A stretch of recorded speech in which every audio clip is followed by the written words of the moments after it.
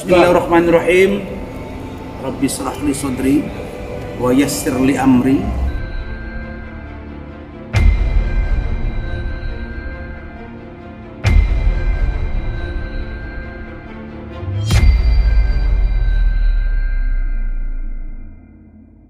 Wahlul 'uqdatam min lisani yafqahu qawli. La ilaha illa anta subhanaka inni kuntu minadh dhalimin.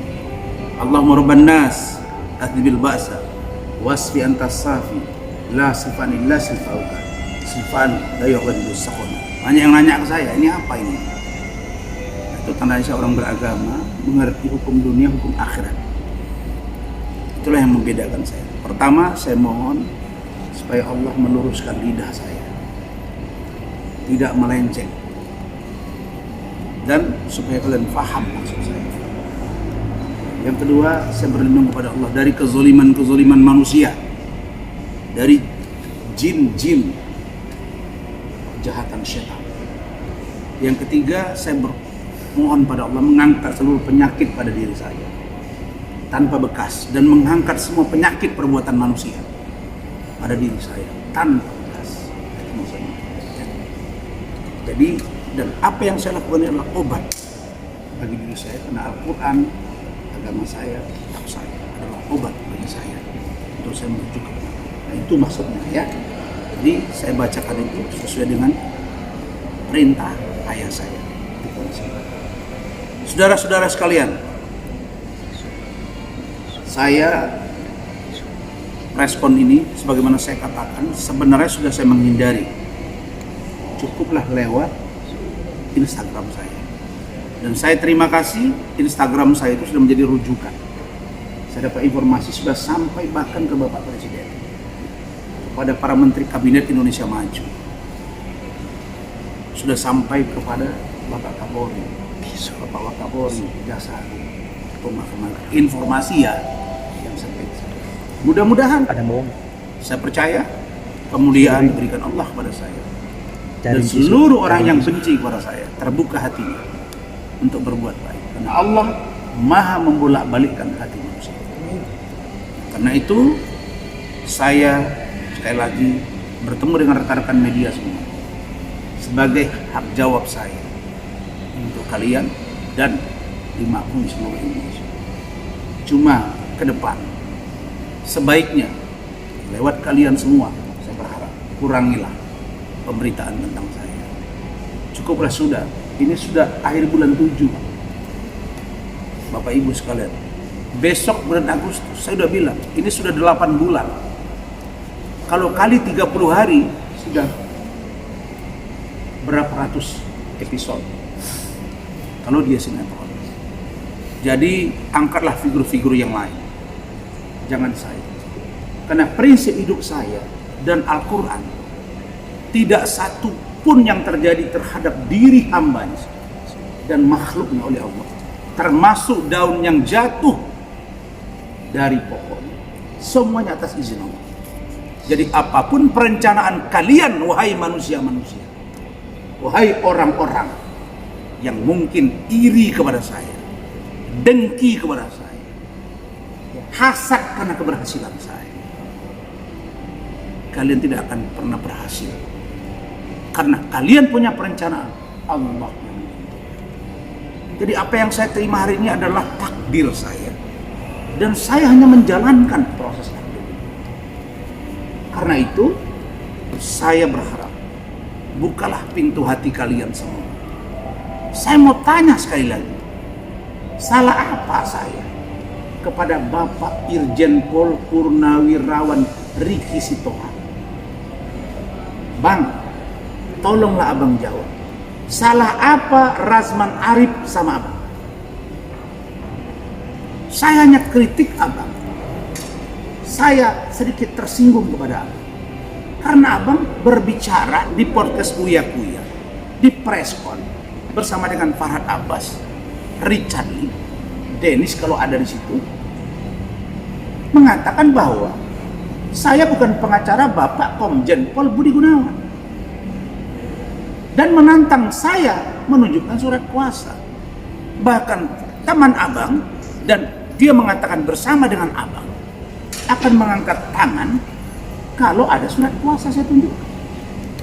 Dan saudara Farhad Abbas yang sekarang nggak tahu saya kemana ini manusia, nggak pernah ngomong lagi tuh, si banyak bacot itu, banyak cerita maksud saya, yang mengatakan kalau ada surat kuasa dari Bapak Komjen Pol Budi Gunawan yang sekarang adalah Jenderal Bintang 4, Kepala Badan Intelijen Negara, kalau ada surat kuasa saya tunjukkan kepada media atau kepada mereka, kalau mereka mau lihat, maka dia akan buka baju dan berenang atau jalan kaki dari Jakarta ke Makassar.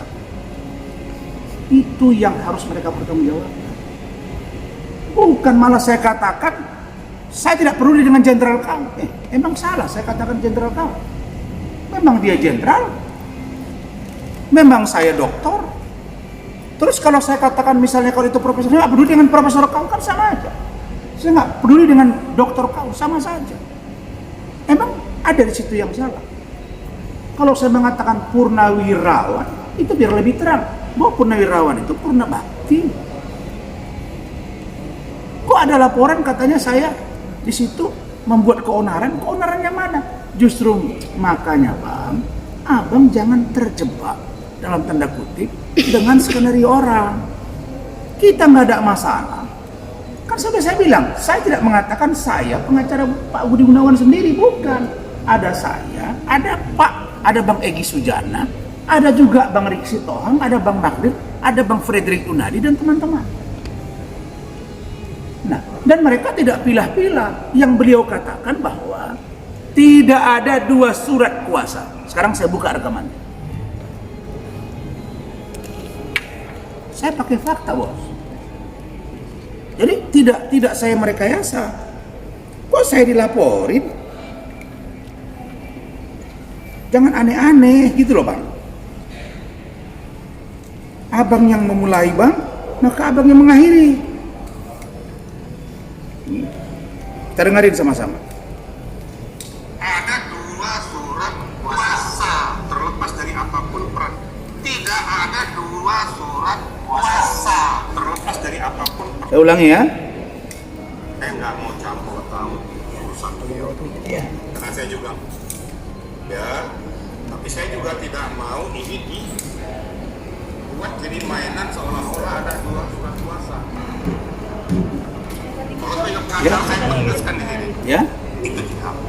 Kalau memang tidak terima dengan saya katakan, silakan saya persilakan saudara Rasman tuntut saya. Kok tiba-tiba ada orang Ini temannya, dengan enaknya, dengan pengacara juga, bahkan dengan sombongnya, dengan sombongnya, dia sebagai kuasa hukum Budi Gunawan. Itu yang ingin kita luruskan. Tapi dibuktikan dengan apa? Dibuktikan dengan surat kuasa. Kalau ini nanti sebentar dia tunjukkan, ini kuasa saya loh. Ya, tanda tangan seperti ini. Saya sama Mas Pak Rizal tangan-tangan. Jelas ya? Jelas Bang? Nih, tidak ada 2 surat kuasa ya Bang. Jadi abangku, Bang Riki Sitohang yang baik, abang jangan terbawa skenario Bang. Abang termakan omongan abang. Dan namanya abang manusia Bang, ada khilafnya. Makanya saya minta maaf 7 kali 24 jam. Bukan buat onar. Kalau saya pukul meja, apa yang salah di situ? Saya nggak peduli dengan jenderal kau. Kenapa? Rupanya artinya saya tidak peduli walaupun Bang Riki atau Anda jenderal. Saya tidak peduli karena memang sejatinya kita sama di mata hukum. Jadi kemarin laporan polisi ada gelar khusus. Wah, saya pantau itu Pak. Saya ini pengacaranya Pak Komjen Budi Gunawan. Saya banyak bergerak di menangani perkara-perkara di Bareskrim, di Polda, di mana-mana.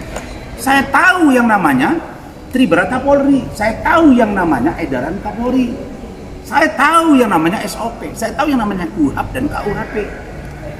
Jangan coba-coba, karena merasa ini, karena ini, terus bisa dibelok-belok orang jadi tersangka. Oh, ada Kompolnas, ada DPR RI, ada Presiden.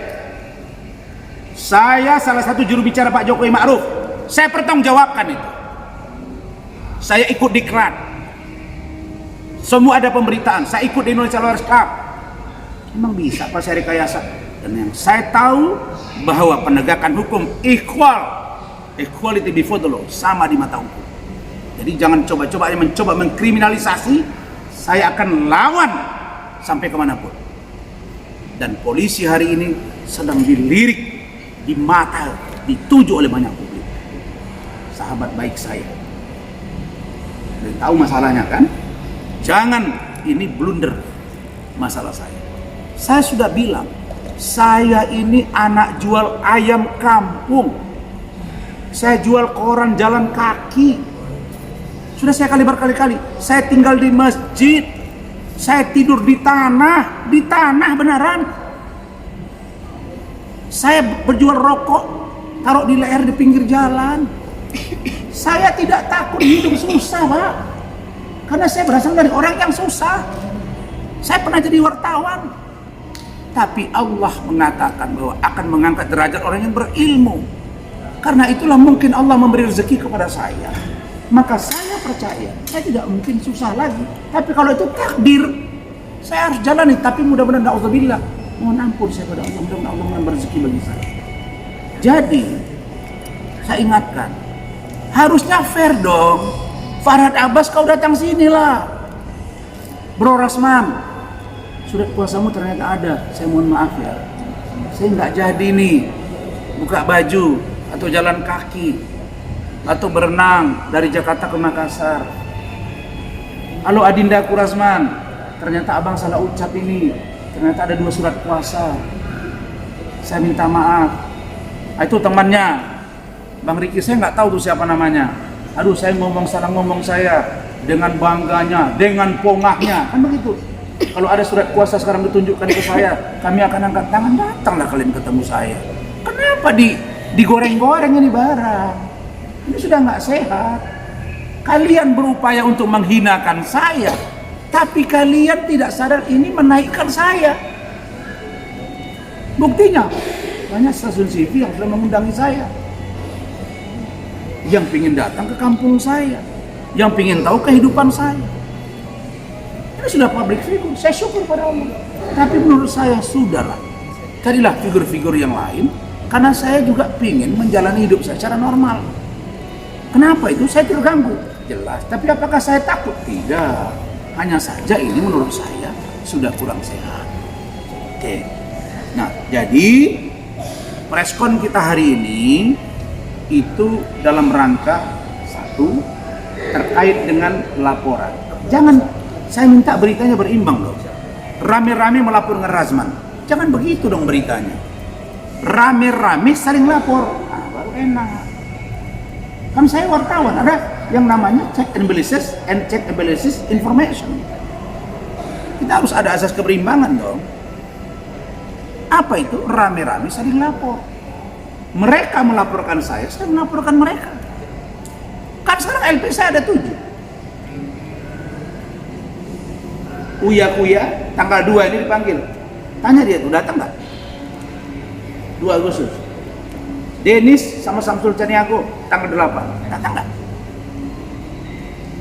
Nah, proses panggilan lagi sebentar lagi insya Allah nih terhadap Saudara Richard juga di Agustus. Datang nggak? Laporan saya terhadap Pak Riki Sitohang nanti akan berjalan dengan Farhad Abbas. Nanti kalau ada panggilan, datang dong. Dan sudah ditunjuk penyidiknya. Nggak ada intervensi-intervensi, makanya saya malah sampai sekarang percaya Pak Kapolri sebagai pimpinan tertinggi, Pak Kabar Eskrim sahabat saya.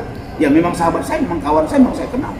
Tapi bukan berarti beliau saya atur-atur, tidaklah, dan beliau juga tidak akan mungkin mengintervensi. Ini hukum, Pak. Ingat ya, kekuatan hukum itu ada di mata masyarakat, opini publik, dan saya tahu Pak Kapolri itu orang sangat sensitif dengan urusan pemberitaan. Jadi karena ini IT ini boleh di Polda di mana dia membuat dan melihat berita itu, itulah boleh dilaporkan. Memang saya faktanya dari Medan, saya baru nyampe dan saya lihat mereka ini rame-rame kemarin ada di sini. Saya lagi di Medan, dan saya buat LP. Ketika saya lihat dari pernyataan dari Bang Riki ini, saya lagi di Medan. Ketika dia wawancara dengan Uya dengan Farhad, dapat unsur ini saya laporkan, saya sedang di Medan, ini saya laporin. Bukan berarti saya ngatur-ngatur di Medan, tidak dong. Clear ya?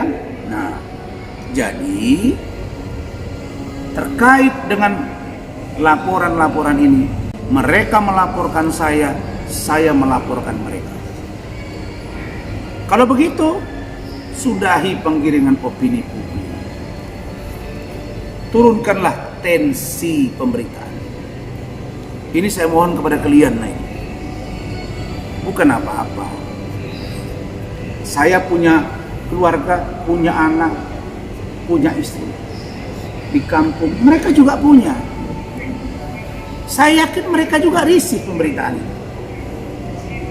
Jadi kalau begitu, apa yang kita cari? Nah, makanya kalau ada orang kayak Uya-Kuya, ya saya lihat nanti kalau ngundang orang ujung-ujungnya Rasma. Denis ngundang orang ujung-ujungnya Rasma. Apa nggak ada pekerjaan yang lain? Maka patut saya duga, wahai seluruh masyarakat Indonesia dan orang-orang yang pernah bekerja di tempat saya duga ini untuk cari makan, Pak. Ini untuk kepentingan subscriber. Dugaan saya nih. Karena nggak ada kerja, saya juga nggak lihat tuh ada program Uya-Kuya sekarang ada di TV. Tolong kasih saya jawaban, ada nggak sekarang? Nggak ada ya? Di Denis ada nggak sekarang programnya? Saya tanya kalian, saya tanya ada? Setahu saya nggak ada. Dulu ada Hotman Paris Show di iNews, sekarang masih ada nggak ya? Hah? Saya nggak pernah lihat lagi. Saya nggak pernah lihat ya, saya nggak tahu ada apa nggak ada. Terus The Hotman ada nggak lagi di Trans TV? Saya juga kurang lihat lagi. Kalaupun ada acara kalian itu, mbok apa gunanya kita saling memusuhi, Pak?